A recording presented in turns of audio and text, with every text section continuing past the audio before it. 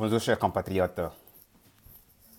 J'ai suivi avec intérêt le discours du président de la République qui en appelle au sens patriotique du Guinéen à un sursaut national. Coïncidence, le discours arrive quelques heures après ma vidéo intitulée Alpha a peur, il faut l'aider. Et parce que je suis décidé à aider et pas seulement critiquer, je vais soumettre ma réflexion aux Guinéens et à la jeunesse de Guinée. Réflexion sur les causes des problèmes dont souffre notre pays et comment je pense que l'on pourrait de façon définitive entamer leur résolution. En tant que peuple, je pense qu'il y a une vérité fondamentale et universelle que nous devons tous connaître et intégrer dans nos comportements de tous les jours. Je ne cesserai de répéter que toute œuvre humaine naît dans l'esprit. Alors tout notre combat en tant que nation doit être tourné vers la libération des esprits à travers une justice pour tous, la solidarité, l'entraide, l'amour et le travail. Je vais commencer par dire qu'il est temps qu'en tant qu'Africains en général et en Guinée en particulier, que l'on se rende compte que les esclavagistes et les colons sont venus chez nous parce que nous sommes riches et même très, très, très riches. Ces gens-là sont restés chez nous aussi longtemps qu'ils n'ont pas trouvé les moyens ou qu'ils n'ont pas été déroutés, trouver les moyens, sans leur présence physique, à systématiquement voler et piller nos pays. Alors quand ils ont réussi à endormir, en saisissant l'arme la plus puissante de l'Africain, et d'ailleurs de tout être humain, qui est le cerveau, l'esprit, ils se sont physiquement retirés, tout en restant sur le continent encore plus présent qu'avant, en se servant essentiellement de quelques outils ci-après. Le tout premier, je crois que c'est l'État tel que nous l'avons hérité des colons, ou encore la gestion des ressources communes. Car il ne faut plus se laisser tromper. Gouverner, c'est gérer les ressources et rien d'autre. Ce n'est ni une question de patriotisme et encore moins de nationalisme.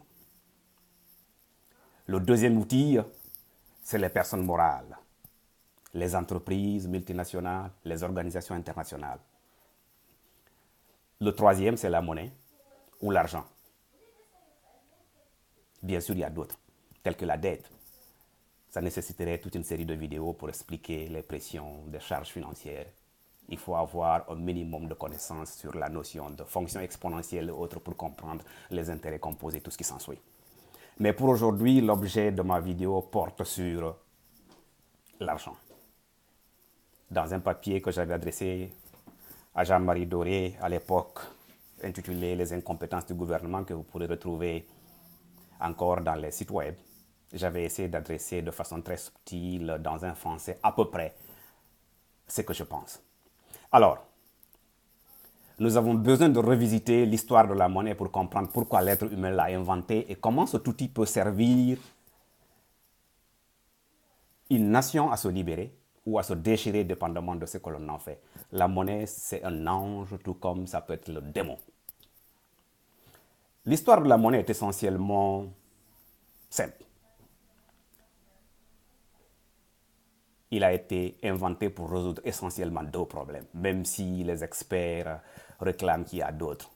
Fondamentalement, ce sont deux. Le tout premier, c'est ce que je vais appeler la non-coïncidence des besoins. Petit exemple, vous avez des bananes, vous voulez du sel. Il vous faut trouver quelqu'un qui a du sel et qui a besoin de bananes.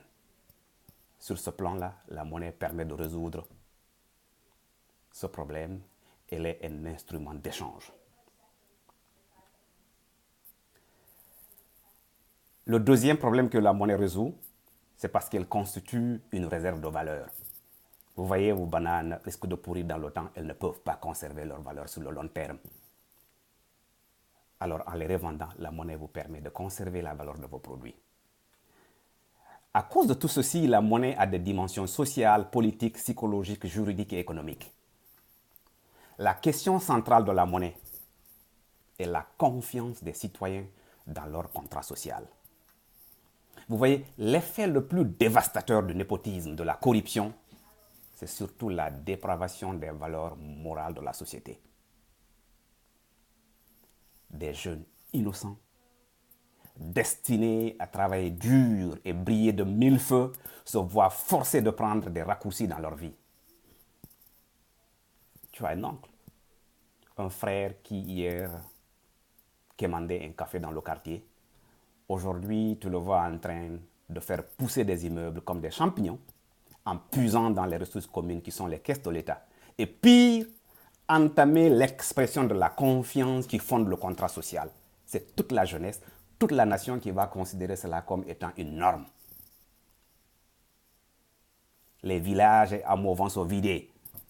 Tout le monde va vouloir travailler à souper avec le gouvernement. La monnaie, l'argent n'est pas la richesse d'une nation. Les vraies richesses sont les hommes. Leur savoir, savoir-faire, savoir-être, c'est l'eau, c'est la forêt, c'est les animaux, c'est la nature, c'est les ressources du sous-sol. Écoutez, j'ai rencontré un Indien au Colorado, aux États-Unis, ce qu'on appelle les natifs. Au cours d'une petite discussion, je lui ai demandé, mais pourquoi vous n'avez pas encore intégré la grande civilisation occidentale? Sa réponse fut toute simple. Il me dit, tu vois mon frère, quand ces gens-là sont venus chez nous, ils sont venus avec des cadeaux. Ils ont proposé à mes aïeuls ce qu'ils appellent la monnaie. La réponse de mes aïeuls fut toute simple. Regardant l'homme blanc dans les yeux, ils lui dirent, quand vous aurez fini de prendre tout notre poisson, toutes nos eaux, toutes nos forêts, toutes nos ressources, est-ce que vous allez revenir avec votre monnaie comme cadeau? C'est un enseignement fondamental que nos dirigeants doivent intégrer. Mon président, je veux dire, si vous intégrez cette vérité, vous allez arrêter cette posture de mendiant au Club de Paris, en Chine et ailleurs. Dans le silence et le courage, ensemble, on va travailler dur notre pays. On n'a pas besoin de cette propagande annonce de 20 ou 40 milliards, car nous sommes riches et même très très riches.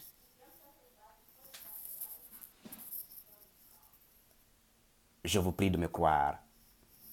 Chaque billet de banque injustement détourné, c'est un coup de sabre dans la confiance des citoyens et encore plus grave. C'est le message dévastateur sur la jeunesse et toute la société qui finissent par croire que l'argent c'est la richesse. Se livrant à la vente de la drogue, au détournement des deniers publics, au sacrifice, sorciers et marabouts se mêlant dans la danse. Mieux vite et beaucoup tu voles, mieux la baraka des parents. Je disais que l'on n'a même plus de repère moral en Guinée. Qui pour nous sauver? Oh ma pauvre Guinée.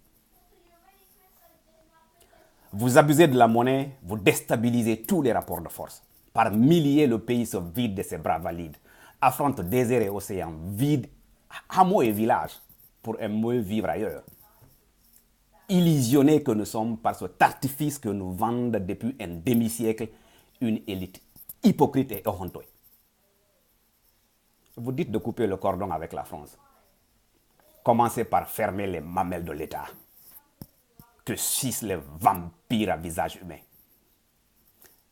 Vous voyez, à cause de l'argent, la grande miette bâillonna les 2 et 3 février 1996, puis massacra des policiers. Et encore aujourd'hui, nos enfants attendent et attendent encore.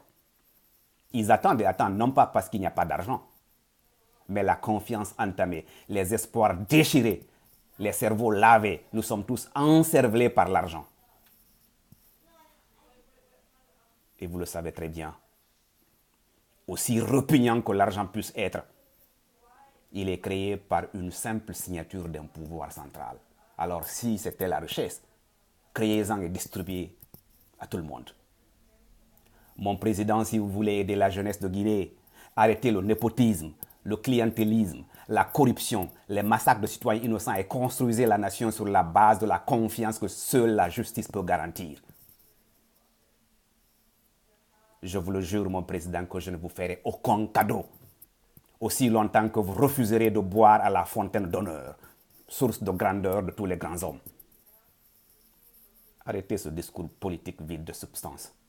Armez-vous d'une ardente volonté politique. Where there is a will, there is a way, comme on le dit. Suivant vos propres audits, 63% des marchés publics sont non conformes aux règles et procédures. 63%. Il faut en Guinée une fournaise comme Souma, chef shérif au port, pour raffiner les règles du jeu et permettre l'excellence. Vive la contradiction créatrice de justice et d'équité. Mon président a envoyé un message fort et positif pour libérer les esprits de la jeunesse de Guinée. Permettez-nous maintenant de rêver avec passion et agir. Je vous le garantis, comme un aigle, nous allons dominer les airs. Je vous remercie.